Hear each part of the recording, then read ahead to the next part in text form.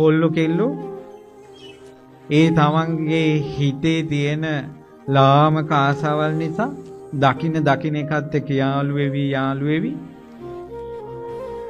ඊළඟට යාළු වෙනවා කඩෙන් බඩු ගන්නවා වගේ යාළු වෙනවා අතාරිනවා සමහර ඉලන්දාරි ඉන්නවා උජාරුවට කියනවා මම මේ වෙනකොට කෙල්ලෝ මෙච්චරක් එක්ක යාළු වෙලා ඉන්නවා හිටියා කෙල්ලෝ කියනවා මම මෙච්චර වෙනකොට කොල්ලෝ මෙච්චරත් එක්ක යාළු වෙලා හිටියා කියලා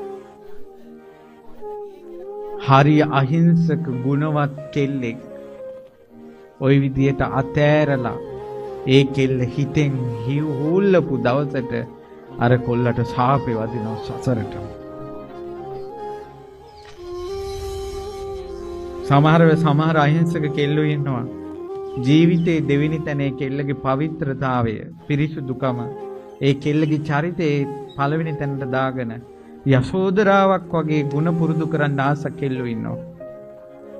කර්මානුරූපව යම් බැඳීම් ප්‍රේමයන් හට ගන්නවා.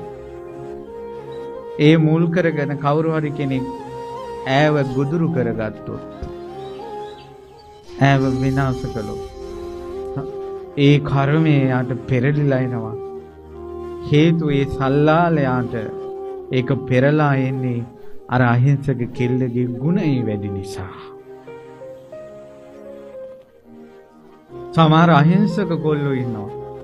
ඇත්තටම දැන් අපි ඉස්කෝලවල විශ්වවිද්‍යාලවල ඊළඟට තරුණ ළමයි අතර මේ වගේ නොයෙක් තැන්වල වැඩසටහන් කරමින් ඒ ළමයි කතා බහ කරමින් ඉන්නකොට අපිට මුණ ගැහිලා තියෙනවා අපිට බුදුමයි මේ වගේ ළමයි මනුස්ස ලෝකේ ඉපදුනේ කොහෙන්ද බ්‍රහ්ම ලෝකෙන් ඇවිල්ලාද දිව්‍ය රාජයෙක්ද මේ මිනිස්සෙක් කියලා ඉපදෙලා තියෙන්නේ කියලා හිතෙන තරම් අහිංසක ගුණ තියෙන පිවිතුරු ගුණ තියෙන සිල්වත් තරුණ පුතාලා ඉන්නවා.